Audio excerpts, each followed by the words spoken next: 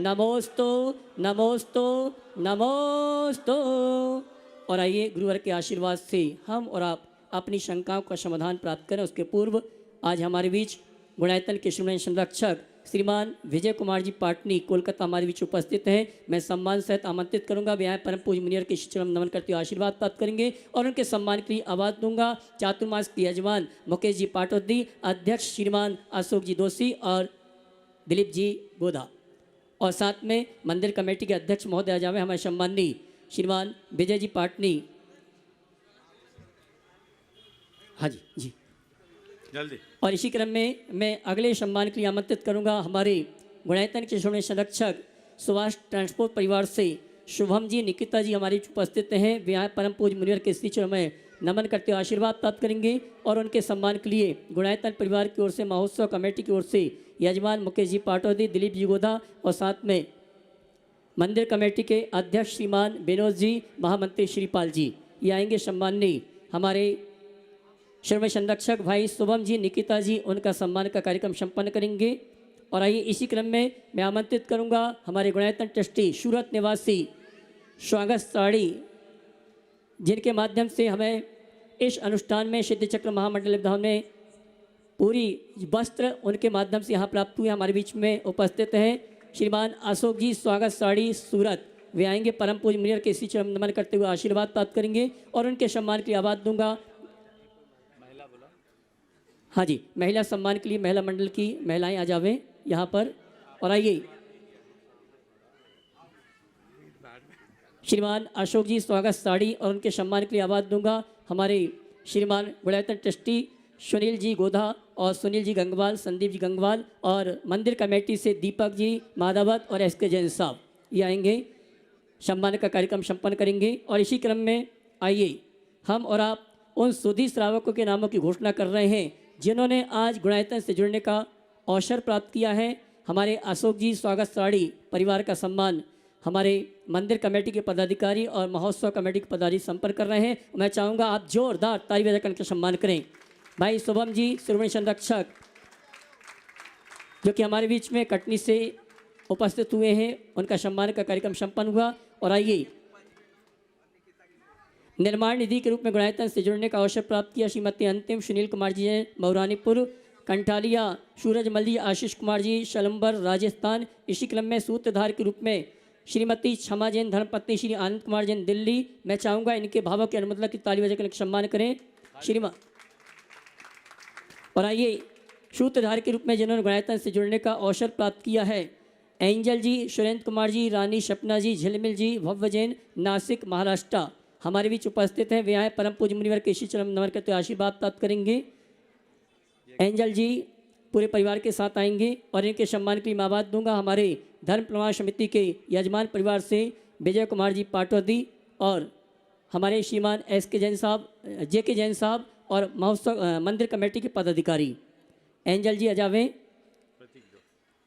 और आइए इसी क्रम में निर्माण मित्र के रूप में बिमलेश जी शोभा जी जिन्होंने निर्माण मित्र के रूप में उज्जैन गुणायतन से जुड़ने का अवसर प्राप्त किया है, इनके सम्मान के लिए मैं आमंत्रित करूंगा हाईकोर्ट के रिटायर्ड जज श्रीमान जे के जैन साहब और यजमान परिवार से मुकेश जी पाटोदी, अध्यक्ष महोदय विनेश जी जैन, ये सभी आएंगे।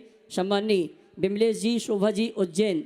इसी क्रम में देवेंद्र कुमार जी सिंघई, कहाँ के भैया देवेंद्र कुमार जी कहाँ के? हाँ जी, देवेंद्र कुमार जी सिंघई वास्तुविद जिन्होंने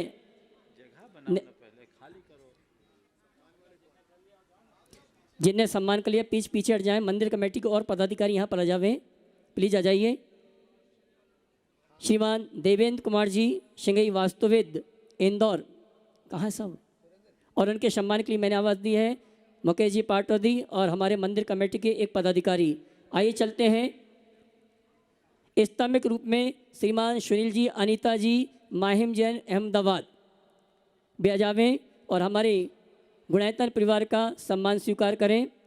श्रीमान सुनील जी, अनीता जी, माहिम जैन और उनके सम्मान के लिए आवाज़ दूंगा हमारे धर्म प्रमाण समिति के अध्यक्ष महोदय अशोक जी, दिलीप जी ये आ जावें और साथ में मंदिर कमेटी के एक पदाधिकारी यहाँ पर आए, सम्मान का कार्यक्रम करेंगे। श्रीमान सुनील जी, सम्मान करिए ना साहब। और इसी क्रम में निर्माण नायक के रूप में श्रीमती शकुंतला जी महेंद्र जी, ताली तो बजाइए आप लोग। और आइए निर्माण नायक रूप में श्रीमती शकुंतला जी महेंद्र जी, सुनीता जी, सुरेश जी, वीना जी, आशीष, स्वीटी जी, शुभम, शिल्पा जी, प्रेक्षा, निश्चल, सहज, सवद, वही आ रहे हैं शकुंत के सुनील जी परिवार, श्रीमान सुनील जी, माहिम जी, अनीता जी अहमदाबाद, इनका सम्मान का कार्यक्रम संपन्न कर रहा है। और मैं मंदिर कमेटी के पदाधिकारी चाहूँगा बदल बदल के यहाँ पे आते हैं, बहुत अच्छा है, भीड़ ना लगाएं यहाँ पर जी, सभी खाली करते हैं स्थान, केवल प्रतीक दो और जी। और आइए इसी क्रम में मैं आमंत्रित करूंगा निर्माण नायक रूप में श्रीमती शकुंतला जी महेंद्र जी, सुनीता जी, रामगंज मंडी कोटा, उनका सम्मान का कार्यक्रम चल रहा है। भैया ये दुपट्टा मत बनाइए, सिर्फ प्रतीक चिन्ह दीजिए आप लोग। और आइए अगले क्रम में बुला रहा हूँ ट्रस्टी के रूप में अनिल कुमार जी गंगवाल, श्रीमती सविता जी गंगवाल, जो कि हमारे दिलीप जी गोधा परिवार के रिश्तेदार हैं, जिन्होंने आज गुणायतन ट्रस्टी के रूप में जुड़ने का अवसर प्राप्त किया है। और उनके सम्मान के लिए आवाज दूंगा श्रीमान दिलीप जी गोधा श्रोमणी संरक्षक, वे आएंगे। हो गया प्रमाणिक समूह के एक्टिव कार्यकर्ता हैं सुप्रिया, शिल्पा जी, रामगंज मंडी कोटा, इनका सम्मान का कार्यक्रम चल रहा है, जोरदार ताली बजाकर सम्मान करें। और आइए इसी क्रम में मैं आमंत्रित करूंगा भैया प्रतीक चिन्ह नहीं देना, दुपट्टा नहीं पहनाना, सिर्फ प्रतीक चिन्ह देना बस। और आइए गुणायतन ट्रस्टी के रूप में अनिल कुमार जी गंगवाल, श्रीमती सविता जी गंगवाल मुंबई, सुनीता जी गंगवाल, और उनके सम्मान के लिए आवाज़ दी है मैंने दिलीप जी गोधा, वे आएंगे, सम्मान का कार्यक्रम संपन्न करेंगे। आप ताली बजाकर उनका सम्मान करें। और आइए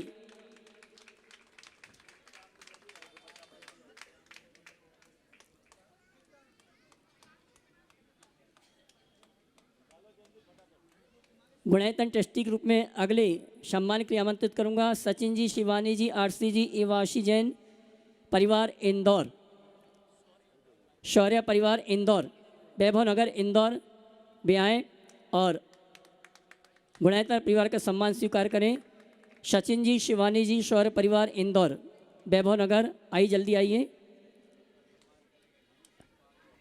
और इनके सम्मान की आवाज़ दूंगा रत्नत्र ग्रुप के एक सदस्य और साथ में श्रीपाल जी, आ जाएं जल्दी।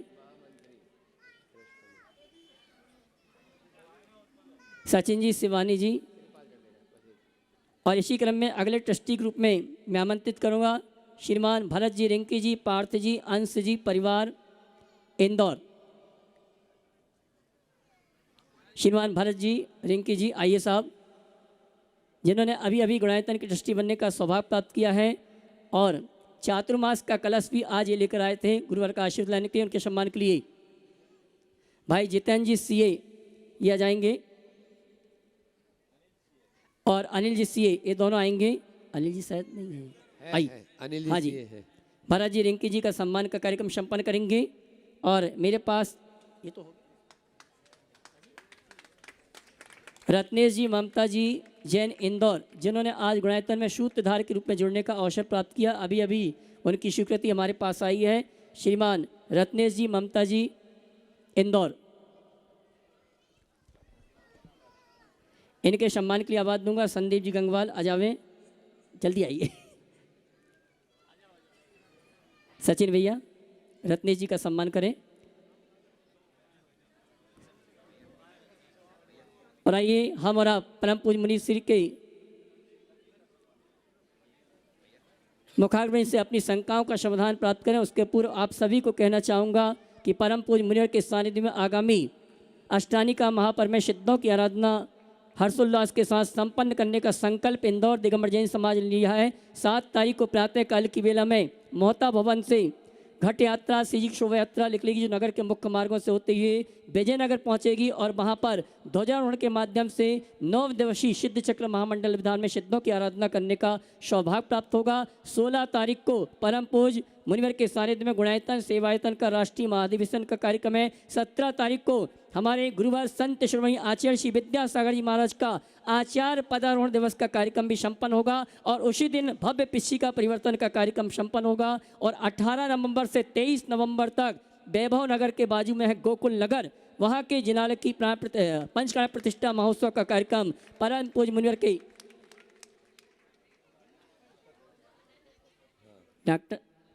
डॉक्टर सुदर्शन लाल जी हमारे बीच उपस्थित हैं।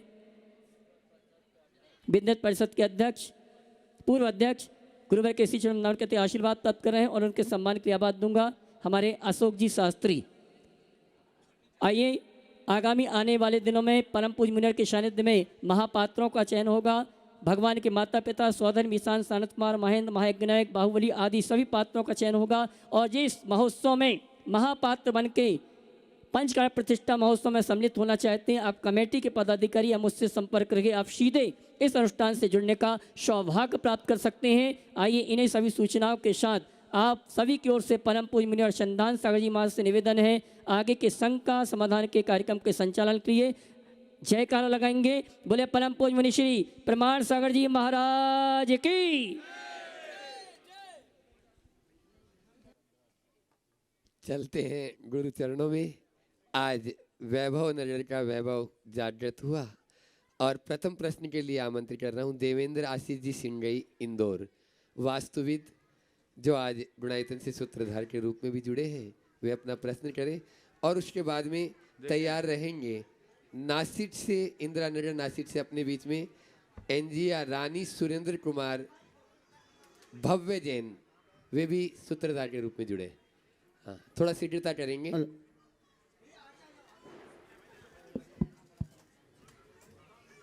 देवेंद्र जी अपना प्रश्न कर रहे हैं और उसके बाद में तैयार रहेंगे भव्य जैन नासिक। जी के चरणों में नमोस्तु नमोस्तु नमोस्तु। एक समीक्षा है महाराज जी, लोक में जो जीव हैं उनमें कितनी कितनी ताकत है, समीक्षा है, उसमें फिर प्रश्न है महाराज जी। 12 मनुष्य बराबर एक बैल में ताकत है, 12 बैल बराबर एक घोड़े में ताकत है, 12 घोड़े बराबर एक पाड़े में ताकत है, 105 हाथी बराबर एक शेर में ताकत है, 105 शेर बराबर एक नारायण में ताकत है, 2 बलभद्र बराबर एक नारायण में ताकत और 2 नारायण बराबर एक चक्रवर्ती में ताकत है, 1 करोड़ चक्रवर्ती बराबर एक भवनवासी देव में ताकत है, 1 करोड़ भवनवासी देव बराबर एक इंद्र में ताकत है, इंद्र से अपार संपन्न क्षमता बराबर ईश्वर भगवान तीर्थंकर में है, एवं जो अपनी शुद्ध आत्मा है इसमें उतनी ताकत है। तो अपनी शुद्ध आत्मा को इतना कैसे निर्मल किया जाए कि ताकत हम सब में आ जाए। महाराज जी नमोस्तु, महाराज जी नमोस्तु। मैं तो कहूँगा बिल्कुल सही बात है, बाकी सबके ताकत को मापा जा सकता है, हमारी जो शुद्ध आत्मा है उसको मापा नहीं जा सकता, वो अनंत है, समझिए। अब उसे उद्घाटित करा जा सकता है और वह तब उद्घाटित होगा जब बाहर का सारा कनेक्शन छूटेगा और सीधे आत्मा से कनेक्शन। चलिए इधर आ जाइए सामने। नासिक से अपने बीच में आ जाए। यहाँ पर एनजिया रानी सुरेंद्र भव्य जैन जो सूत्रधार के रूप में गुणायतन से जुड़े हुए अपना प्रश्न कर रहे हैं और उसके बाद में तैयार रहेंगी प्रीति जैन एसडीएम मथुरा। महाराज जी नमोस्तु। समस्त नासिक वासियों की तरफ से, समस्त महाराष्ट्र निवासियों की तरफ से आपको नमोस्तु। महाराज जी प्रश्न मेरा बेटा भव्य जैन पूछेगा। नमस्ते महाराज जी। महाराज जी मेरा प्रश्न है कि हमें रोस्टो के बहुत ही कॉन्ट्राडिक्टिंग एग्जाम्पल देखने मिलते हैं, जैसे श्री राम जी के भाई लक्ष्मण जिन्होंने उनका हर चीज़ में साथ दिया क्योंकि श्री राम जी सही थे और उनका साथ दिया तो श्री राम जी के साथ लक्ष्मण जी का भी जयकार होता है। वहीं हम देखते हैं कुंभकर्ण जिन्होंने भी अपने बड़े भाई का हर चीज़ में साथ दिया, परंतु इस बार रावण गलत थे तो रावण के साथ साथ कुंभकर्ण का भी धिक्कार होता है। तीसरी चीज़ हमें देखने मिलती है कि किस तरह विभीषण ने रावण को सही का बोध करवाने की कोशिश की परंतु वे माने नहीं, तो उन्होंने अधर्म छोड़ के सही का साथ दिया, परंतु उन्हें लंका का भेदी आदि नाम से विख्यात किया है। तो हमें इन तीनों के रिश्ते से क्या सीखना चाहिए और अपने जीवन में क्या उतारना चाहिए? बहुत अच्छा सवाल किया है। ये बात सही है, रामचंद्र जी और लक्ष्मण का और रावण और कुंभकर्ण के रिश्ते में और उसके परिणाम के विषय में मैं समझता हूँ कुछ कहने की ज़रूरत नहीं। पर जहाँ तक विभीषण को घर का भेदी लंका ढाए, ये जो उक्ति है, ये उक्ति थोड़े अलग अर्थ में लेना चाहिए, समझिए। मैं इसे आध्यात्मिक संदर्भ में समझाने की कोशिश करता हूँ। ये घर का भेदी यानी घर का भेद देने वाला लंका को जलाता है, ये तो ऊपरी अर्थ है। ये घर जो हमने बना रखा है, कौन सा घर? मोह और अज्ञान का जो हमने बनाया है, जो ये इस घर को यानी अपने भीतर के मोह का जो भेद करता है, वो माया की लंका को ढहाने में समर्थ हो पाता है, समझ गए? तो मोह का भेदन करने वाला ही विभीषण होता है, और वो विभीषण राम से मिला है। विभीषण और कोई नहीं, हमारे भीतर का सम्यक्त है, जो हमारी आत्मा राम से मिल गया, और वो घर का भेदी लंका ढाए यानी मिथ्यात्व रूपी रावण का भेद कर संसार रूपी लंका को ढहा दिया है, समझ गए? ऐसा आध्यात्मिक अर्थ ले लो तो जीवन धन्य हो जाए। अपने बीच में प्रीति जैन एसडीएम मथुरा यहाँ पर उपस्थित है, वे अपना प्रश्न कर रही हैं। और उसके बाद में मैं देख रहा हूँ कि मंच के एक तरफ पूरी पीली टी शर्ट में जो प्रतिदिन गुरु सेवा में हमेशा अग्रणी रहे रत्नत्र ग्रुप पूरा तैयार रहेगा और वे अपना एक प्रश्न करेंगे। श्रीपाल जी आज कर सकते हैं, कल अध्यक्ष ने किया, आज महामंत्री जी कर लें। नमोस्तु नमोस्तु नमोस्तु महाराज जी। ग्रुप आ जाए। हाँ महाराज जी, मेरा एक प्रश्न आपसे है कि आजकल हमारे बच्चे घरों से निकलकर 10th 12th करने के बाद हॉस्टल में चले जाते हैं। हॉस्टल में सब तरह की लोगों के बीच में, सभी तरह की जातियों के बीच में, सभी तरह के समुदायों के बीच में निवास करते हैं। उनका खाना पीना, आचार व्यवहार उन सभी लोगों से प्रभावित होता है। तो मेरा आपसे प्रश्न है कि ऐसी क्या बच्चों में जागृति लाए, या आप ऐसा उन्हें कौन सा मूल मंत्र दें, आप ऐसा कोई मूल मंत्र दें कि वो सभी लोगों के बीच रहकर भी उनमें अपने जैन धर्म के संस्कार, इसकी प्रभावना बनी रहे, उनका आचार व्यवहार जैन धर्म के अनुसार ही बना रहे, और वो दूसरों के बहकावे में आए बिना या उनकी लोगों की बातों में आए बिना अपने संस्कारों को ना छोड़ें। नमस्ते। देखिए, इस संदर्भ में मैं दो बातें कहूँगा। पहली बात तो दुनिया में कोई कहीं भी जाए, अपने जीवन की एक सीमा रेखा बनाकर जाए, एक बाउंड्री लाइन खींच के जाए, ताकि हमें किसी भी व्यक्ति और संगति का कोई कुप्रभाव न पड़े। पहला प्रयास है। मैं प्रायः बच्चों और बच्चियों को कुछ संकल्पों में बांधता हूँ और उन्हें उनके लक्ष्मण रेखा के रूप में बताता हूँ, और वो उसको निभाते भी हैं और पूरी तरह सुरक्षित रहे। और दूसरा, हम कुछ ऐसा प्रयास करें कि हमारे बच्चों को बाहर पढ़ने जाने पर ऐसे छात्रावास सुलभ हो जिसमें हमारे संस्कार भी सुरक्षित हो और सरोकार भी सुरक्षित। ये प्रयास हम सबको करना चाहिए, किया भी जा रहा है। गुरुदेव ने प्रतिभा प्रतीक्षा जैसी संस्था को बनाया। अभी भी यहाँ पर कुछ विशेष प्रयास चल रहे हैं। बहुत जल्दी भी आप लोगों को प्रतिभा चयन जैसी संस्था तो यहाँ चली रही है, पर अभी ये सब एक शुरुआत है, ये पर्याप्त नहीं है। अभी अन्य भी अनेक स्थानों पर ऐसा होना है, और हो सकता है बहुत जल्दी कोई ठोस उपक्रम यहाँ प्रारंभ हो। आगे रत्नत्रय ग्रुप वैभव नगर, और उसके बाद नमोस्तु गुरुदेव। अनिल जी गंगवाल जयपुर जो गुणायतन की ट्रस्टी है, तैयार रहे। बोलिए। महाराज श्री, हमारा क्वेश्चन है कि आयु कर्म का बंध कब होता है?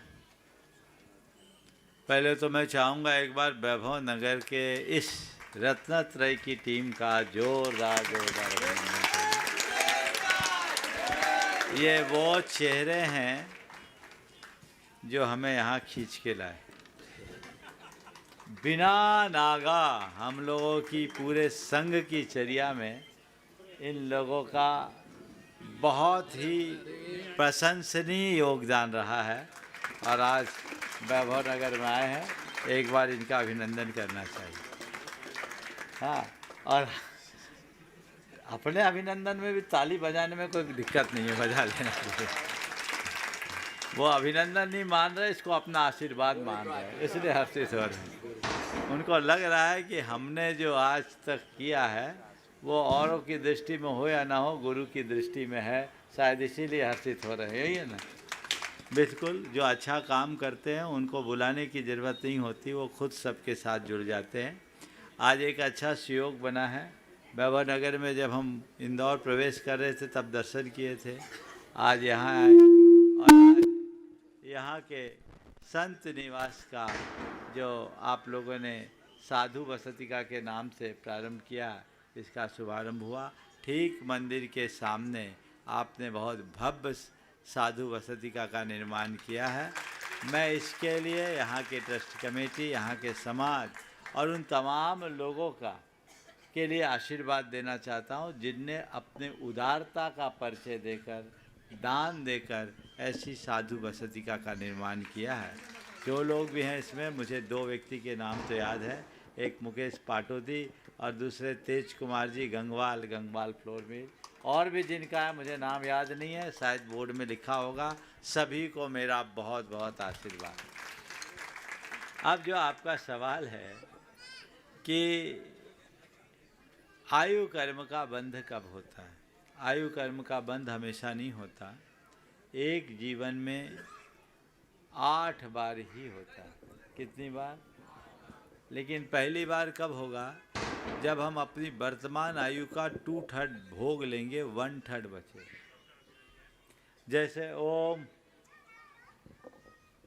जैसे किसी की 81 वर्ष की आयु है तो वो 54 वर्ष की उम्र में पहली बार आयु बांधने के योग होगा।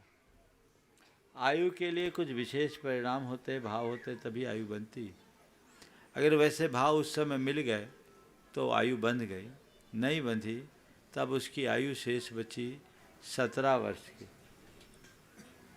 54 और 17 81 हुए, 27 वर्ष, सॉरी 27 वर्ष। 27 वर्ष में उसकी 18 साल की आयु बीत जाएगी तो 72 साल की उम्र में वो दूसरी बार आयु बांधने की हो। अब उसकी आयु बची 9 साल की, इसका 2/3 यानी 6 साल और निकल गया तो 78 वर्ष की आयु में वो तीसरी बार आयु बांधने के लायक होगा। अगर उस समय भी नहीं बंधी तब उसकी आयु बची 3 साल की, उसमें 2/3 2 साल निकल गया तो 80 साल में वो चौथी बार होगा। अगर उस समय भी नहीं बंधी तो 12 महीने की आयु बंधी, 8 महीना निकल गया, 80 साल 8 महीने में 5वीं बार, ऐसे हिसाब लगा लेना, 8 बार में एक बार। और नहीं हो तो मरने के पहले जरूर होगा। चला अनिल जी रंगवाल जयपुर जो डोडायतन के ट्रस्टी बने हैं और साथ में दिलीप जी डोदा भी है, और उसके बाद में भरत जी, रिंकी जी, पार्थ एवं अंश, ये भी आज डोडायतन से संबंध हुए हैं, संस्थापक सदस्य के रूप में अपना प्रश्न करेंगे। नमोस्तु गुरुदेव, नमोस्तु गुरुदेव, नमोस्तु गुरुदेव। आज हमारा सौभाग्य है कि आपके आशीर्वाद से हम लोग गुणायतन परिवार से जुड़ने का हमको मौका मिला है। तो बस आगे मैं यह चाहूँगी कि हमेशा आपका आशीर्वाद हमारे सर पर बना रहे और हम क्या इस मार्ग पे कैसे बढ़े उसका हमें थोड़ा बताएं। देखो, गुणायतन से आप जुड़े हों और जो बाहर से जुड़ता हो भीतर से भी जुड़ जाता है, और जो भीतर से जुड़ जाता है उसका गुणात्मक परिवर्तन हो जाता है, और जिसका गुणात्मक परिवर्तन होता है उसके अंदर गुणायतन बन जाता है। तो मैं तो यही चाहता हूँ आप गुणायतन से जुड़े नहीं, आपके भीतर गुणायतन का निर्माण हो जो गुणायतन का जीवन का गुणात्मक परिवर्तन कर सके। गुरुदेव, एक अभी अनिल जी ने तो अपनी भावना आपके सामने रखी, मेरे को खुशी ये हुई कि सुनीता इसने अपने व्यक्तिगत उसमें से 51,000 रुपये गुणायतन के अंदर के लिए कहा है। बहुत हाँ। भरत जी, रिंकी जी, पार्थ एवं अंश इंदौर, वे अपना प्रश्न कर रहे हैं, और उसके बाद में आज अपने बीच में उगम लता जी गंगवाल की संगड़ से जो शिरोमणि संरक्षक है डोडायतन के, वे अपना प्रश्न करेंगे, और साथ में प्रकाश जी पाटनी अजमेर, जिनका हम नाम बोल दें वहाँ तक माइक पहले पहुँचा दो ताकि समय अपना बीच में बचेगा। नमस्ते महाराज जी, नमस्ते महाराज जी।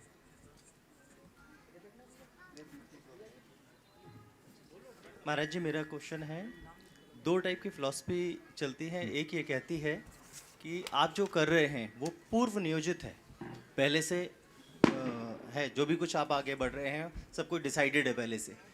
दूसरा ये कि आप जो कर्म कर रहे हैं उससे आगे का निर्धारण हो रहा है। मैंने अपने जीवन में कई बार ऐसा देखा है, ऐसे पल आए हैं कि मैं नियति बना हूँ किसी के हेल्प करने में या कहीं कुछ होने में, मेरा वहाँ जाने का कोई औचित्य नहीं था, कोई कारण नहीं था, लेकिन मैं वहाँ पहुँचा, उनकी मदद की। ऐसा कई बार ऐसा हुआ। तो महाराज जी अगर हर चीज़ पहले से डिसाइडेड है तो आज मुझे अगर कोई जीवन में ऐसे कुछ पल जनरेट हो रहे हैं जो स्वाभाविक तौर पे सुख और दुख में बांटे जाते हैं, तो उसके लिए मैं कितना जिम्मेदार हूँ और आगे उन भाव को मैं और ज़्यादा बेहतर कैसे कर सकता हूँ? देखिए, सबसे पहली बात तो हमें ये धारणा बदल देनी चाहिए। थोड़ा उनको बिठाल दो, उनको खड़े रखना उचित नहीं है, उनको बैठने की व्यवस्था दे। ये बात मैं कह रहा था कि ये धारणा ठीक नहीं है कि सब कुछ पूर्व नियोजित होता है। जैन दर्शन कहता है कि चीज़ें कारण कार्य व्यवस्था के अनुसार होती है। जैसी कारण सामग्री होती है वैसा कार्य होता है।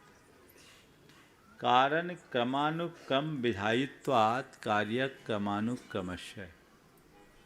कार्य का क्रमानुक्रम कारण के क्रमानुक्रम पर निर्भर करता है। आप कोई भी कार्य करते हैं, किस प्रकार करते हैं, उसके अनुरूप उसके पीछे क्या कारण है। हर व्यक्ति और वस्तु में अनंत संभावनाएं हैं, पर उनकी अभिव्यक्ति सामने उपस्थित होने वाले कारण सामग्री के अनुरूप बनते बदलते रहती है। अभी आप मेरी बात को बड़ी गंभीरता से सुन रहे हैं। इस समय आपके अंदर बहुत सारी संभावनाएं हैं। अभी मैं कोई जोक सुनाऊं तो आप हंस दोगे, कोई आश्चर्यजनक बात कर दूं तो आप आश्चर्यचकित हो जाओगे, यदि कोई डर की बात कर दूं तो आप डर जाओगे, आप पर कोई आक्षेप कर दूं तो आप चौंक जाओगे। तो आपका हंसना, आपका आश्चर्यचकित होना, आपका गंभीर होना, आपका डरना, आपका रोना, ये सब आपके अंदर योग्यता है ना। पर प्रकट कौन से हुई? जो निमित्त सामने आया। तो जैसी कारण सामग्री मिलती है वैसा कार्य हो जाता है। इसलिए हम इन बातों में उलझने की जगह हमेशा सत निमित्तों का आश्रय लें और असत निमित्तों से बचें। अग्नि में चंदन का चूर्ण डालेंगे तो सुगंध आएगी, और यदि वहीं हम बाल का टुकड़ा डाल देंगे तो बदबू फैलेगी। अब चंदन का चूर्ण उस पर पड़ना पूर्व नियोजित था या बाल का टुकड़ा उसमें डलना ही था, ऐसा जैन दर्शन नहीं मानता, क्योंकि ऐसा मानने में एक ही प्रश्न और एक ही उत्तर होता है। ऐसा क्यों हुआ? क्योंकि ऐसा होना ही था। और ऐसा क्यों नहीं हुआ?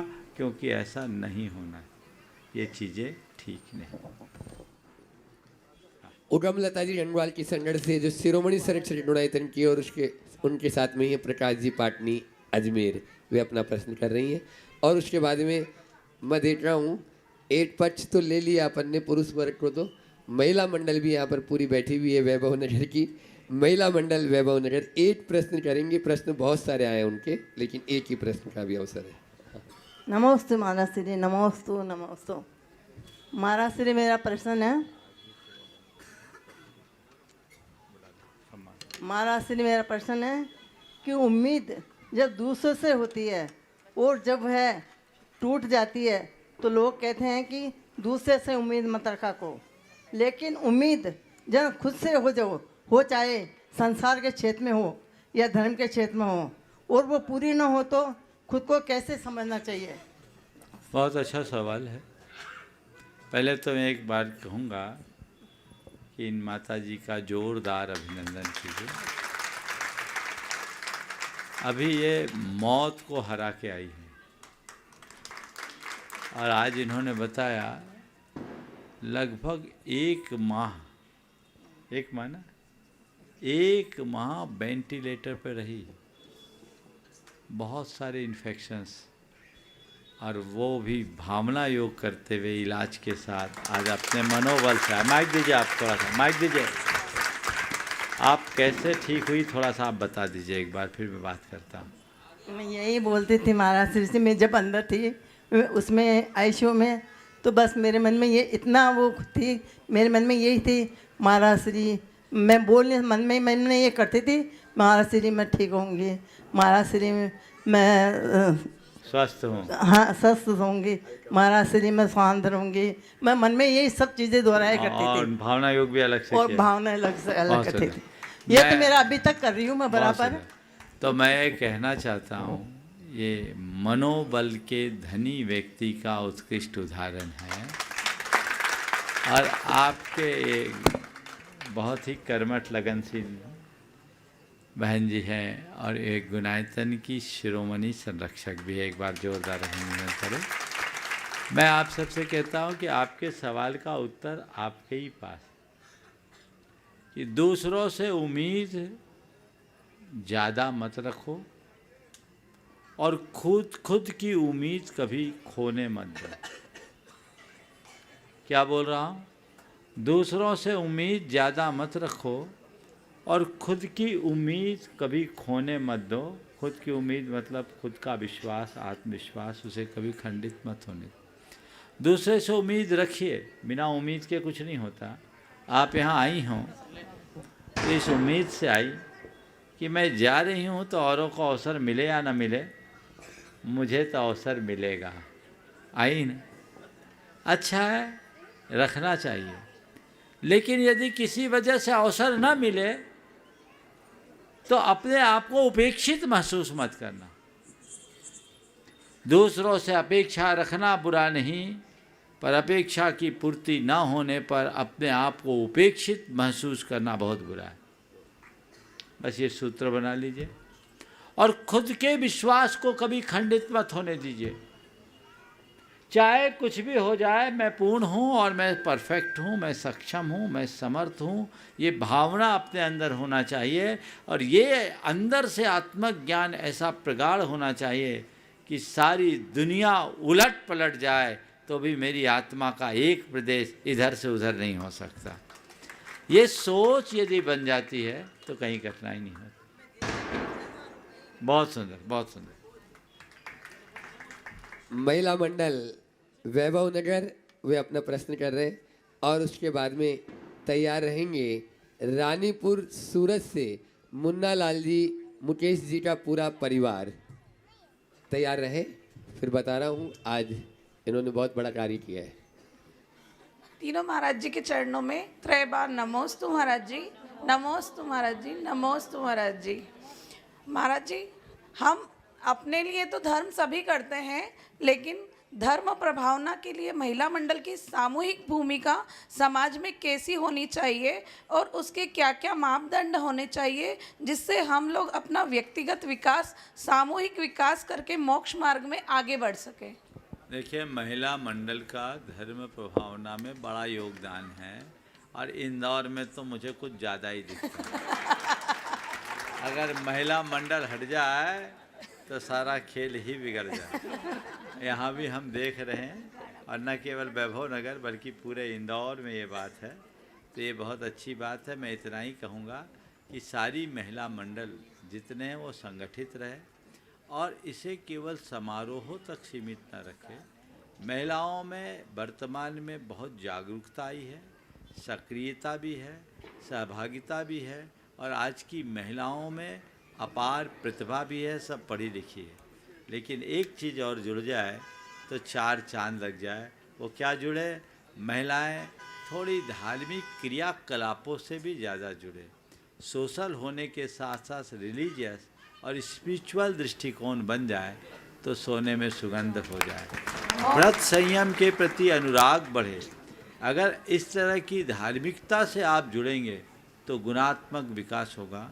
देव शास्त्र गुरु से जुड़ने का मतलब ही है रत्नत्रय से जुड़ना, और रत्नत्रय से जुड़ने का मतलब केवल नाम के रत्नत्रय से नहीं जुड़ना, रत्नत्रय भीतर जुड़ना चाहिए, वो किसी न किसी रूप में घटित होना चाहिए। नमोस्तु महाराज जी। अपने बीच में मैं देख रहा हूँ आज हमारे बीच मुन्ना लाल जी रानीपुर से यहाँ उपस्थित हैं। आ जाओ, उनका बेटा देखो, पहले बेटा नाम क्या तेरा? दीपम। ये बहुत छोटा था, सुनो सुनो मुकेश जी, रुको रुको रुको। दीपम ये बहुत छोटा, आप अनुमान लगा लिए 2000 में कितने साल का होगा, 24 साल पुरानी बात है, तब से जुड़ा। और ये मुन्ना जी भी बहुत सालों से जुड़े हैं, ये गुणायतन के ट्रस्टी थे। आज बेटा आकर मुझसे कहता है, दीपम और तुम क्या नाम तुम्हारा? शुभम, थोड़ा सामने आ जाओ, फोकस करो इन लोग। ये बेटा आकर मुझसे कहता है, अनिल जी एक साइड हो जाओ पहले, इनकी माँ को भी आ जाने। हाँ, मुन्ना लाल जी, मुकेश जी, दीपम, सुमन, शुभम, समय, सुनीता देवी और नम्रता जी, ये इनकी बहुएं हैं और इनकी माँ है। इस बेटे ने आके कहा, महाराज 4 साल बाद आया हूँ, अपग्रेड होने के लिए आया हूँ, अब हम ट्रस्टी नहीं रहना चाहते, ऊपर उठना चाहते हैं। बहुत खुशी होती है जब पिता के सामने, पिता की उपस्थिति में, पिता की जगह बेटे के मन में दान का मनोभाव होता है और पिता ताली बजाता है। बांजल जी थोड़ा इधर आइए ना सामने। बेटा दान का भाव करे और पिता ताली बजाए, समझ लेना उस घर में लक्ष्मी ताली बजाएगी। लेकिन जिस घर में बेटा दान करे और बाप मुंह बनाए, या बाप दान करे और बेटा मुंह चढ़ाए, समझ लेना उस घर में दरिद्रता आ रही है। मुझे बहुत प्रसन्नता हुई, ये इनके संस्कार का फल है। और आज ये पूरा परिवार गुणायतन में शिरोमणि संरक्षक के रूप में जुड़ा है। इसका जोरदार अभिनंदन गुणायतन परिवार की ओर से गुणायतन के शिरोमणि संरक्षक गण कर रहे हैं और समाज के लोग भी कर रहे हैं। कर दीजिए, महिला आ जाइए, एक महिला कोई आ जाए, महिलाओं को दुपट्टा। हाँ, रानी जी कहाँ है? कोई भी आ जाए, जो भी आ जाए, जो आप आ जाओ, आप ही आ जाओ। रानी जी आ गए, हाँ ठीक। हाँ। आप लोग ताली में कंजूसी न करें, एक बार जोरदार इस अनुमोदना का जरूर। इतनी छोटी सी उम्र में बड़ी ऊंचाई को छूने वाले शाश्वत तीर्थराज में इन्होंने अपनी। हाँ, प्रकाश जी आप भी आ जाओ। हाँ, सभी शिरोमणि संरक्षक यहाँ पर आज नए शिरोमणि संरक्षक का स्वागत अभिनंदन कर रहे हैं। वो अपना प्रश्न भी कर लेंगे, दीपम भाई और शुभम भाई एक प्रश्न कर लेंगे और उसके बाद में तैयार रहेंगे देवेंद्र आशीष जी सिंगई इंदौर, जो आज सूत्रधार के रूप में।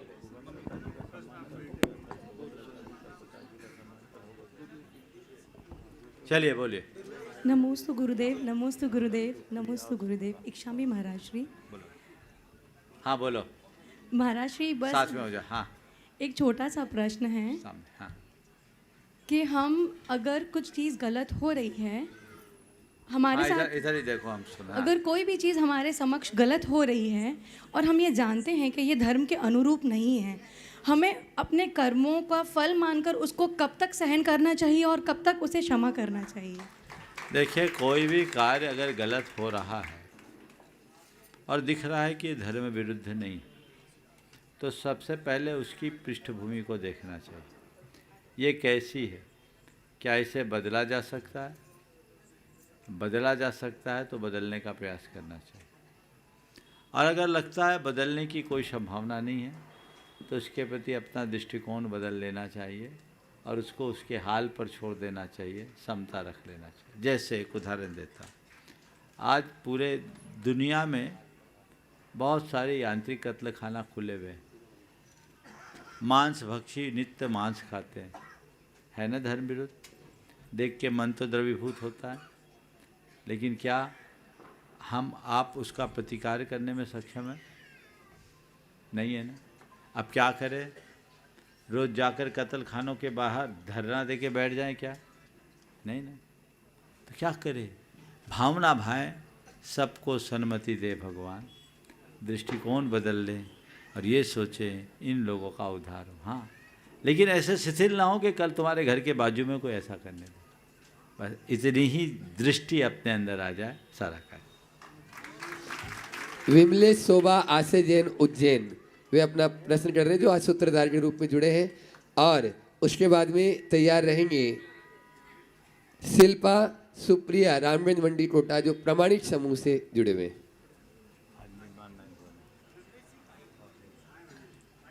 दीजिए विमलेश जी अपना प्रश्न थोड़ा शीघ्रता से करें और उसके बाद में सुप्रिया। बहुत संकीर्ण है, जब तक सुप्रिया जी को दे दो। आए जब तक यहाँ पर सुप्रिया खड़ी है, दे दे रामगंज मंडी से। और आज गुणायतन से निर्माण नायक के रूप में भी जुड़े, जोरदार तालियों से उनका स्वागत अभिनंदन कर दे, जो प्रामाणिक समूह का भी कार्य बहुत अच्छे से देख रही है। नमोस्तु महाराज जी। महाराज जी, मेरे नई भाभी आने वाली है, तो तब से ज़्यादातर लेडीज़ को मैंने मम्मी से ये कहते सुना है कि बहू को हमेशा दबा कर रखना, उसे ज़्यादा छूट मत देना। जबकि महाराज जी, बहू भी तो किसी की बेटी होती है और खुद लेडीज़ किसी की बेटी होकर ऐसा कैसे सोच सकती है? महाराज जी, नए घर में हम बहू का स्वागत कैसे करें? और अक्सर ननद भाभी का रिश्ता में कड़वाहट देखने को मिलती है, तो ननद भाभी का रिश्ता बहन जैसा कैसा हो? पहले तो ये बताओ, शादी हो गई कि होने वाली है? नहीं, अब होने वाली है। तो मुझे थोड़ा हिसाब से उत्तर देना पड़ेगा।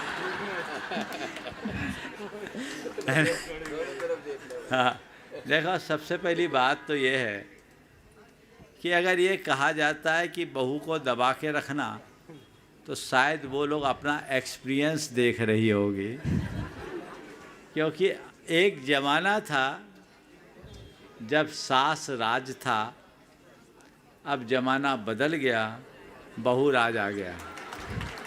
ज़्यादातर घरों की यही कहानियाँ हैं, और अब सासू को बहू के साथ एडजस्ट होना पड़ता है। आज की बहुएं एडजस्ट नहीं होना चाहती। मैं इस संदर्भ में इतना कहूँगा कि हमारे रिश्ते सब्जी में घुले हुए नमक की तरह होना चाहिए। नमक घुल जाता है और उसका जायका बढ़ा देता है। बहू यदि किसी घर में जाए तो इस मानसिकता से जाए कि यही मेरा घर है, मुझे यहीं रहना है। और अब मेरा नाता मेरे माँ बाप से केवल औपचारिक है, व्यवहारिक तौर पर मेरा नाता तो मेरे सास ससुर से है। अब माँ बाप के स्थान पर मेरे सास और ससुर ही है। घर में रहने वाली सास को या ननद को ये सोचना चाहिए कि ये हमारी वंश की बेल बनकर पर घर से आई है। पर घर से हमारे वंश की बेल बनकर आई है, हमारे वंश की अभिवृद्धि करने के लिए साथी से निमित्त बनी है, अपना सब कुछ छोड़ कर आई है। इसे अपने घर में रहना है तो हमें इसे अच्छे से रखना है, ऐसे रखना है कि इसे घर जाने की याद भी ना आए। इस संदर्भ में मैं अगर एक वाक्य में कहूँ तो हर सासू को अपनी सासू के व्यवहार को याद करना चाहिए। क्या बोल रहा हूँ? सुनो ध्यान से। हर सासू को अपनी सासू के व्यवहार को याद करना चाहिए और उसका जो व्यवहार उन्हें अच्छा लगा बहू के साथ उसे दोहराना चाहिए, और जो खराब लगा उसे कभी नहीं करना चाहिए, क्योंकि वो कभी बहू बनकर आई तो आज भी बहू बनकर आए। आप लोग कहते हैं ना, क्योंकि सास भी कभी बहू थी, वो तो उल्टा सिखाती। लेकिन इसको इस संदर्भ में देखें कि मुझे जो बातें चुभी, मेरे संपर्क एक महिला जो प्रोफेसर है और बड़ी धार्मिक, दो प्रतिमा धारण करती है। एक प्रोफेसर महिला और प्रतिमाधारी महिला, आप समझ सकते हैं, जिनमें आधुनिकता और परंपरा दोनों का समन्वय। उन्होंने अपनी बहू को खूब एडवांस भी बनाया और अपनी तरह पारंपरिक बना दिया, उनकी बहू ही उनको रोज भोजन कराती। तो मैंने एक दिन पूछा कि आप प्रोफेसर, आपके हस्बैंड एडवोकेट, दोनों प्रोफेशनल आदमी, आपका बेटा लेक्चरर है, बहू आपके घर में आई, वो हाउसवाइफ है, और आपने अपने बहू को इस तरीके से ढाला कैसे? आप सुनेंगे तो आप सबको बड़ा अच्छा लगेगा। उन्होंने कहा, महाराज हमारे घर जब बहू आई तो हमने पहले ही दिन कहा कि तुम्हें आज़ादी है, तुम्हें जॉब करना है तो जॉब भी कर सकते हो, और नहीं तो तुम जो चाहो वो करो। पर बहू ने खुद ने घर की व्यवस्थाओं को देखा और कहा हमें अब जॉब करने की ज़रूरत नहीं, क्योंकि जिसके लिए हम जॉब करना चाहते हो वो सब कुछ हमारे साथ है। अगर हम जॉब करेंगे तो हमारा घर संभल नहीं पाएगा, हम घर संभालेंगे, आप लोग जॉब कीजिए। उनने कहा कि महाराज जी मैंने अपनी सासू, हमारी सासू बड़ी तेज और दबंग थी, उनका सिक्का चलता था, कई लोगों का होता है। महाराज जी मैंने उनसे बहुत चीज़ें सीखी और तय कर लिया कि मेरी सासू माँ का जो व्यवहार मुझे अच्छा लगा मैंने उसे अपने बहू के साथ दोहराया, और जो व्यवहार अच्छा नहीं लगा मैंने संकल्प कर लिया था बेटे के शादी के पहले ही कि घर में आने वाली बहू के साथ वैसा कोई सलूक नहीं करूँगा जिस सलूक से जो मेरी सास का सलूक था और मुझे चुभा था। तो उनने बंद कर दिया, और वो बेटी सास बहू दोनों ऐसे चलती है निकलती है जैसे एक दूसरे की सहेली हो, एक दूसरे की सहेली हो। और वो व्रत उपवास भी करती। बोले महाराज ऐसी कोई मेरी पारना नहीं होती जिसमें मेरी बहू खुद बाजू में बैठकर एक एक ग्रास शोध करके मेरा हार न कराती। ठीक है, अधिकतर तो व्रतियों और अव्रतियों में माथा फोड़ी होती है, लेकिन उनने ऐसे संस्कार दिए और ऐसी प्रेरणा दी कि वो दिन कोई आश्चर्य का नहीं होगा जब बहू भी उनकी तरह प्रतिमाधारी बन जाएगी। हम ऐसा आदर्श उपस्थित करें। नुक्ताचीनी और मीन में माथा फोड़ी ही होती है और कुछ नहीं होती, इसलिए हम नुक्ताचीनी और मीन मेघ से बचे, माथा फोड़ी से बचे, एक दूसरे के प्रति सकारात्मकता के साथ आगे बढ़े जिससे जीवन बेहतर बन सके। शिल्पा भी एक बार इन दोनों बहनों का जोरदार अभिनंदन करें। ये लोग प्रामाणिक समूह के सक्रिय सदस्य हैं और बहुत सारा काम करते हैं, आप जोरदार अभिनंदन करें। अभी जो भक्तामर की पुस्तक तैयार हो रही है उस पुस्तक को पुस्तकाकार रूप देने में इन दोनों का भी बहुत महत्वपूर्ण स्थान। हाँ। नमस्ते महाराज जी। महाराज जी मेरा ये प्रश्न है कि स्टीव जॉब्स हमेशा अपने इंटरव्यू में कहते थे कि मैं अपना हर दिन उनसे किसी मीडिया पर्सन ने पूछा कि आप अपनी ज़िंदगी में इतना आगे कैसे बढ़े इतनी कम उम्र में, या कैसे सोच विचार रखते हैं आप। तो उनका ये विचार था कि मैं हर दिन ऐसा जीता हूँ कि आज मेरा आखिरी दिन है, मैं पूरा उस दिन में डाल देता हूँ। तो वो हम में क्यों नहीं आता? मतलब हम सोच लेते हैं कि हमारा कल का भरोसा नहीं है, मतलब पल का भरोसा नहीं है, पर फिर भी हम उस दिन को आखिरी दिन समझ के क्यों नहीं जीते, उस दिन पूरा क्यों नहीं दे पाते हम लोग?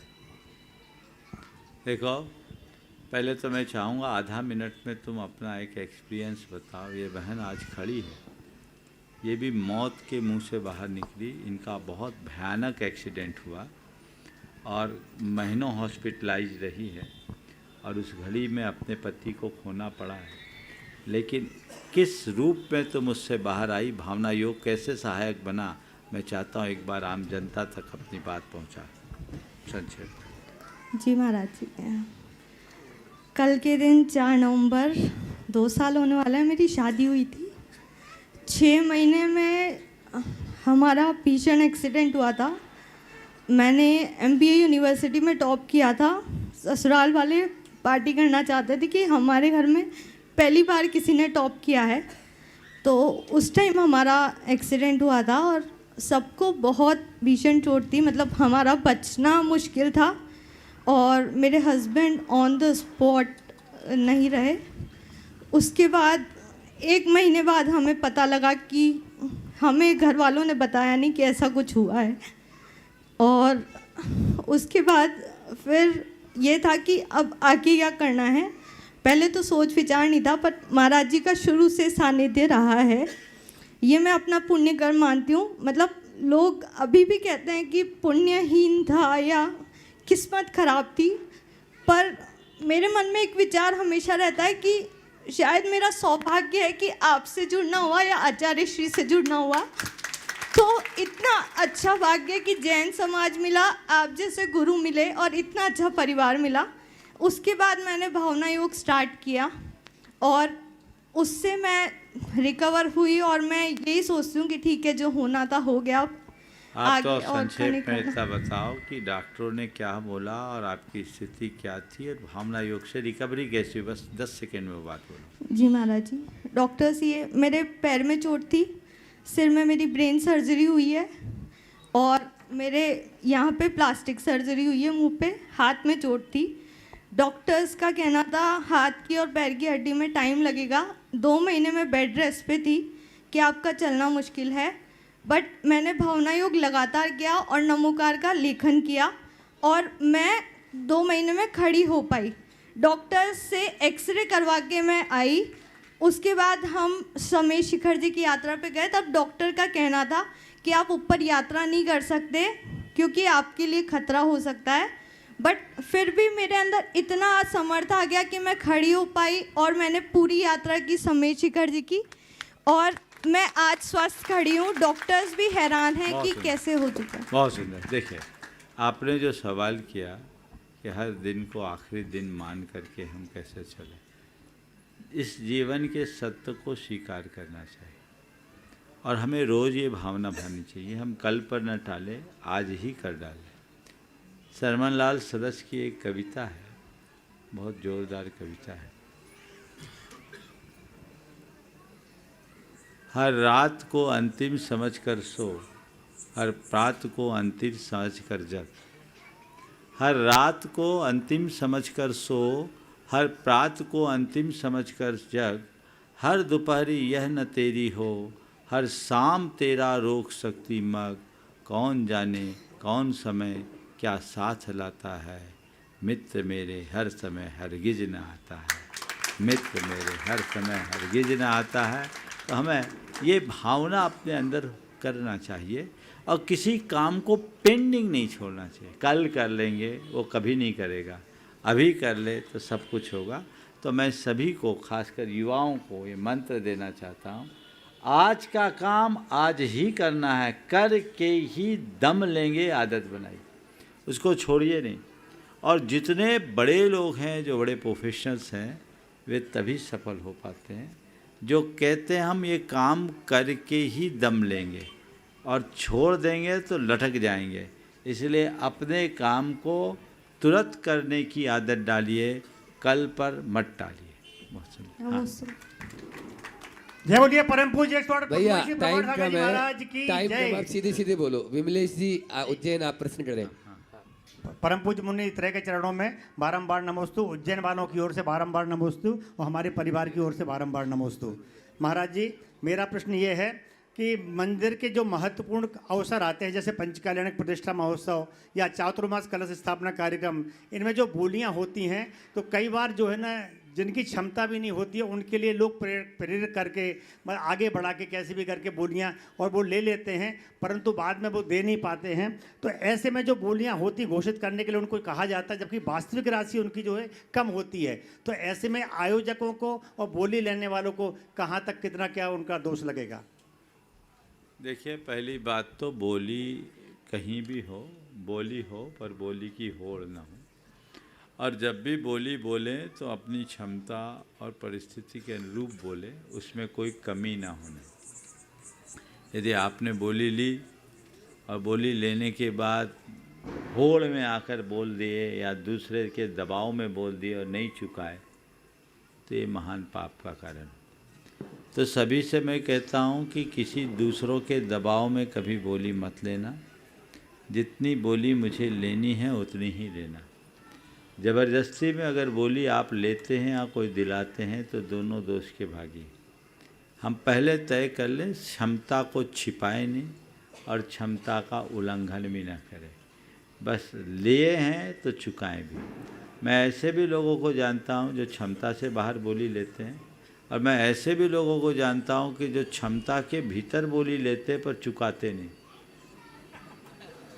बोलने का काम है उनका, वो घोषणा मंत्री, देते नहीं हैं। सब जगह होगा, हो सकता है तुम्हारे भी कुछ पंचकेलाना किया और कार्यक्रम के कुछ बाकी होंगे। ये सारे हिंदुस्तान का चरित्र है, सब जगह ऐसा होता है। ऐसा कभी नहीं होना चाहिए। जितनी शान से बोली लेते हैं उतनी ही उदारता से उसकी राशि चुकाना चाहिए। सामने वाले को मांगने का अवसर भी नहीं देना चाहिए। बहुत जगह लोग बोलते हैं, हमारे समाज में जितना बोला जाए ना उतना अगर आ जाए तो कहीं ज़रूरत ही ना पड़े, पर जितना बोलते हैं आप सबको पता है कितना बोलते हैं उसका कितना % आता है, क्योंकि सभी लोग किसी न किसी संस्था से संबद्ध रहे हैं। इस प्रवृत्ति से सभी को बचना चाहिए। आज वैभव नगर में यहाँ के मंदिर के दर्शन और ये संत निवास के शुभारंभ से मन बड़ा आनंदित हुआ। आज यहाँ रात्रि प्रवास आप लोगों की भावना को ध्यान में रखते हुए हुआ, और कल प्रातः काल का प्रवचन उदयनगर के जिनालय में होगा, और वहीं कल का शंका समाधान भी होगा। पूरे दिन का कार्यक्रम वहीं। कल हम यहाँ से गोकुल नगर के मंदिर जाएंगे, और आगे वाला वहाँ का नहीं हो पाया 6 नहीं ठीक है। तो उसको कल सुबह का कार्यक्रम है। विनोद जी अपनी बात करें। हाँ महाराज जी के चरणों का नमस्तु। महाराज जी, मैं अपनी भावना रखना चाहता हूँ कि जो समाज ने हमको यहाँ पर सहयोग दिया है एक बार सचिन को पहले। हाँ सचिन जी आइए, बोल दो। नमोस्तु गुरुवार। मेरा प्रश्न ये था गुरुवार कि जो होता है अच्छे के लिए होता है। हाँ बोलो। जो होता है अच्छे के लिए होता है, ये कितना मतलब लॉजिकल है या कितना मतलब व्यवहारिक है ये? हाँ, फिर से बोलो। हाँ महाराज जी, मेरा प्रश्न था कि जो होता है अच्छे के लिए होता है, हर आदमी सोचता भी है और बोलता भी है, ये कितना लॉजिकल और कितना व्यवहारिक भी है? देखिए, जो होता है अच्छे के लिए होता है, ये यथार्थ है, और ये हमें अपने चित्त के समाधान के लिए स्वीकारना चाहिए। पर ये अर्ध सत्य है, पूर्ण सत्य नहीं। समझ गए? किसी का बेटा मर जाए और तुम जाके कहो जो होता है सो अच्छे के लिए। दूसरे को मत बोलो, पर बेटा मरा है और तुम अगर ये सोच लो तो चलेगा, जो होता है अच्छे के लिए होता। बेटा मर गया, कोई बात नहीं, बेटा चला गया, मेरा इतने दिन का साथ था, बेटा मरा, पर कम से कम परेशान होके नहीं मरा। ये सोच हम अपनी सकारात्मक बना सकते हैं। हर जगह हर बात नहीं लगती, जहाँ जैसा प्रसंग है वैसे लगाना चाहिए। हाँ संक्षेप। विनोद जी अध्यक्ष जी अपनी बात को संक्षेप। महाराज जी के चरणों में नमस्तु। महाराज जी, मेरी भावना काफ़ी दिनों से थे, जो समाज ने हमको यहाँ पर सहयोग किया है, वो सहयोग का थोड़ा सा मैं जिक्र करना चाहता हूँ 1 मिनट के अंदर। सबसे सर्वप्रथम मैं महाराज जी, यहाँ की जो हमारी कमेटी बनी है, उस कमेटी ने जो तन मन धन से यहाँ पर सहयोग किया है, एक बार पूरी कमेटी के लिए ताली बजा कर सम्मान करें। कमेटी पूरी खड़ी हो जाए एक बार। जो हमारा ट्रस्ट है और पूरा ग्रुप हमारा, एक बार खड़े हो जाएं सभी लोग। हाँ चलो 2 मिनट माइक चल गो। 2 प्रमुख आदमी अभी रह गए हैं, उनको भी स्थान देना चाहिए। 3 कल हो ना। हाँ 2 प्रमुख जन रह गए हैं, उनको अवसर। एक डॉक्टर सुदर्शन जी, जैन जगत के ख्यात नाम विद्वान, विद्वत परिषद के अध्यक्ष, बनारस हिंदू विश्वविद्यालय में जो जैन दर्शन के विभागाध्यक्ष रहे हैं। मैं चाहता हूँ वो भी अपनी बात यहाँ अपने सवाल के रूप में प्रस्तुत करें। और दूसरी अशोक जी गंगवाल, स्वागत साड़ी सूरत से, इन 2 को अवसर दें, फिर आप अपनी बात करिएगा। चलिए पंडित जी कहाँ हैं? अशोक जी गंगवाल सूरत, गुरुदेव गुणायतन के चरणों में और उसके बाद में मेरा बारंबार नमोस्तु। सूरत दिगंबर जैन समाज की तरफ से नमोस्तु। गुरुदेव, आज सुबह मैं सूरत से चला, तब सबसे पहले भरूच में मुनीश्वर तीर्थ का दर्शन हुआ, उसके बाद नमोकार तीर्थ, और उसके बाद बेड़िया में एक तीर्थ, बड़ा तीर्थ बना है। मन में विचार है कि सब जगह रोड पे इतने बड़े बड़े तीर्थ बने हैं, लेकिन वहाँ समाज नहीं है और पेड स्टाफ रखे हुए हैं। अब मेरा कहने का मतलब है तीर्थ बनने चाहिए, उसमें कोई किंतु परंतु नहीं है, लेकिन हमारी समाज की जनसंख्या घट रही है। जहाँ ज़रूरत है वहाँ मंदिर बने, बहुत अच्छा है। इतने तीर्थ बन रहे हैं और संख्या घट रही है, तो समाज में क्या क्रांति है कि हमारी संख्या वापस पुनः बढ़े, इसके लिए कोई मंत्र दीजिए महाराज। देखिए, आपने बहुत गंभीर विषय बताया है और इस पर इस मंच से चर्चा करना मैं उचित नहीं लगता, लेकिन हमें इस तरह की कार्य योजना बनानी चाहिए जिससे हमारी संख्या बढ़े। हम अपनी संख्या को दो तरीके से बढ़ा सकते हैं, एक संतति बढ़ाकर और दूसरा संस्कृति बढ़ाकर। संतति तो बढ़ाने की क्षमता आप लोगों के पास, वो व्यवस्था हमारे पास नहीं है, तो आप अपनी संतति बढ़ाएं, कम से कम 3 की व्यवस्था करें, 1 भी नहीं 3, ताकि हमारी संतति बढ़े। ये जिम्मेदारी आप लोगों की होनी चाहिए। मैं सभी युवाओं से कहना चाहता हूँ, यदि यही स्थिति बनी रही तो आने वाले दिनों में हमारी स्थिति पारसियों की तरह ना हो जाए। हाँ, ये तीर्थ काम के ही नहीं रहेंगे। अरे हम ही नहीं बचेंगे, तीर्थ तो क्या, ये मंदिर में पूजा करने वाले नहीं बचेंगे। तो एक तो संतति बढ़ाएं और दूसरा संस्कृति बढ़ाएं। संस्कृति बढ़ाने के लिए हमें चाहिए कि हम मूलभूत जैन तत्व ज्ञान को जन जन तक पहुंचाएं, और जो लोग आज जन्मना जैन नहीं हैं उन्हें कर्मना जैन बनाएं, ताकि वे ही हमारे तीर्थों, हमारे धर्मायतनों, हमारे साधु संतों की के सेवक बन कर के आगे आए और हमारे झंडा को बुलंद करे। ये दोनों रास्ते अगर हम नहीं अपनाएंगे तो आने वाले समय में हम जिन शासन को आगे नहीं ले जा पाएंगे। हमें इस पर पूरा फोकस करना चाहिए और हम सब इस पर ध्यान रख रहे हैं। पंडित जी, परम पूज्य मुनि श्री को नमोस्तु नमोस्तु नमोस्तु, मुनि संघ के लिए नमोस्तु नमोस्तु। मैं बड़ा आनंदित हूँ कि मुनि श्री के दर्शन करने के लिए किसी तरह पहुँच पाया। व्रतों में आने का मन था पर नहीं व्यवस्था बन पाई और नहीं आ पाया। मैं एक बात कहना चाहता हूँ, आपका भावना योग तो जो कुछ है वो आप सब जानते हैं, गुणायतन के बारे में भी आप जानते हैं। अब मैं एक दूसरी बात जो आपसे मैं कह रहा हूँ वो ये कि हमारा जो चिंतन है या तो एकदम रूढ़िवादी है और एकदम आधुनिक हो जाता है। महाराज श्री का जो प्रवचन है वो समय के अनुकूल चलता है और इसीलिए विदेशों में आपकी ज़्यादा ख्याति हो रही है कि उसको कैसे हमको करना चाहिए। एकदम रूढ़िवादी बन जाएंगे तो भी काम नहीं चलेगा और एकदम आधुनिक बन जाएंगे तब भी काम, उस पर दोनों में समन्वय करना चाहिए। वो समन्वय की दृष्टि आपके अंदर हमारे अंदर पाई है। मैं इनका बहुत बड़ा इसलिए कायल हूँ कि आपने इस प्रकार से बातें बताई कि हम कई धर्म के काम बहुत कर जाते हैं परंतु हमारे अंदर आचरण में कितनी पवित्रता आती है इसके बारे में हम ध्यान नहीं करते। हम एक दूसरे के साथ ईर्ष्या करते रहते हैं।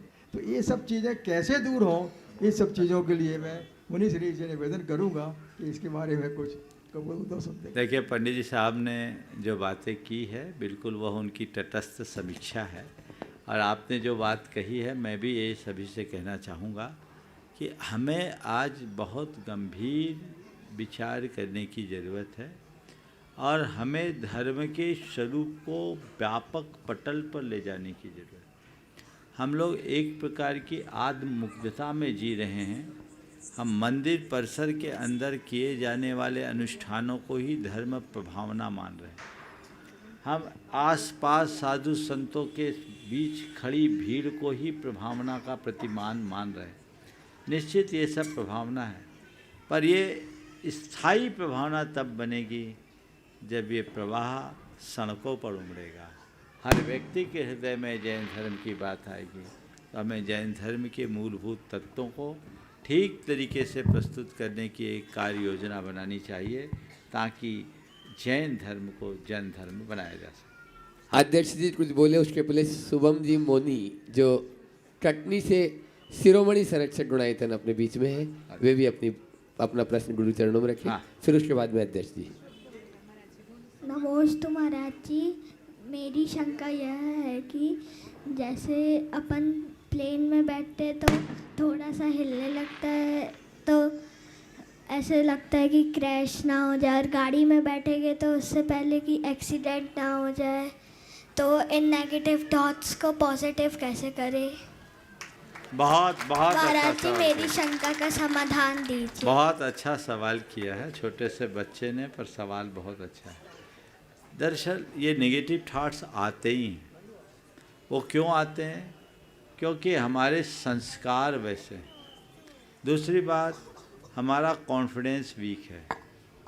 हमारे अंदर पॉजिटिविटी आएगी यदि हमारा कॉन्फिडेंस स्ट्रांग होगा। समझ गए? आत्मविश्वास जगाओ, सब अच्छा होगा। और आत्मा का विश्वास करो। सुनो श्रुत, आत्मा का विश्वास करो। मैं श्रुत नाम का व्यक्ति नहीं, मैं एक आत्मा हूँ। वो अजर अमर अविनाशी है। दुनिया इधर से उधर हो जाए, मेरा बाल बांका नहीं हो सकता, ये विश्वास रखो। तो डर ही खत्म। जब डर खत्म तो नकारात्मकता खत्म। जब तक डर है तभी तक नकारात्मकता है। नकारात्मकता मिटेगी, आत्मविश्वास जगेगा, सारा डर दूर भाग जाएगा। ये मत सोचो कि प्लेन क्रैश ना हो जाए, हमेशा ये सोचो कि हम टाइम पर पहुंच जाएंगे। कॉन्फिडेंस बहुत हमारे लिए स्ट्रांग बनाना चाहिए। जिनका आत्मविश्वास प्रगाढ़ होता है वो धीरे धीरे ऐसा कर लेते हैं। इस प्रकार इस सत्र को विराम दे रहे हैं। विनोद जी अपनी बात। श्रीपाल जी, दीपक जी आ जाओ। हाँ जल्दी कर लो थोड़ा। हाँ महाराज जी, रत्नेश जी आइए। हाँ देखिए महाराज जी, हम शॉर्ट में बता रहे हैं कि जो पूरी समाज का, ये पूर्वी क्षेत्र का ही मंदिर नहीं है, पूरे इंदौर का मंदिर है। क्योंकि जब हम लोगों ने मंदिर बनाने का बीड़ा उठाया था तो इंदौर के कोने कोने में हम लोग, चाहे 1100 रुपये मिले या 500 रुपये मिले, हम जो भी भावना भाता था हम इंदौर के कोने कोने में जाते थे। और सबसे ज़्यादा हमको जो यहाँ पर मदद मिली है महाराज जी, पाटौदी परिवार की तरफ से जो हमें मदद मिली है रजिस्ट्री के समय में भी, और इसके बाद जो इन्होंने सोने के कलश झारी के लिए भी इन्होंने हमें राशि प्रदान की है। ऊपर के दोनों दरवाजे, संत भवन का शिलान्यास, नीचे की पूरी फ्लोर, मुकेश जी, विजय जी, संजय जी, पाटौदी के परिवार की तरफ से एक बार पूरा समाज ताली बजाकर इनका अभिनंदन करे, पाटौदी परिवार का। द्वितीय नंबर पे आते हैं हमारे यहाँ श्री तेज कुमार जी, ममता जी गंगवाल। और तीसरे नंबर क्या पूरा नंबर महाराज जी है हमारे सचिन जी, शिवानी जी सौर्या। हर दम ये ताकत है हमारी महाराज जी है। सचिन जी, शिवानी जी सौर्या, श्री मुकेश जी, रूबी जी जो हमारे कलेक्टर ऑफिस में सीईओ की पोस्ट पर कार्यरत हैं, उन्होंने बहुत बड़ा सहयोग किया है। श्रीमती सरला जी, दीपक जी, प्रशांत जी पाटलिया, श्री रमेश चंद जी, राकेश जी बिजली नगर, श्री पीयूष जी, अभिलाषा जी जैन, और जो यहाँ के आर्किटेक्ट इंजीनियर श्री नितिन जी बज, ये मुकेश जी आ जाइए ना आप आगे, नितिन जी बज, और मंदिर की जो यहाँ पर आर्किटेक्ट रहे हमारे विकास जी पाटौदी साहब। महाराज जी इन्होंने तन मन धन से यहाँ पर सहयोग किया है। इन सब के लिए आपका पूरा पूरा आशीर्वाद मिल जाए, ये मेरी भावना है।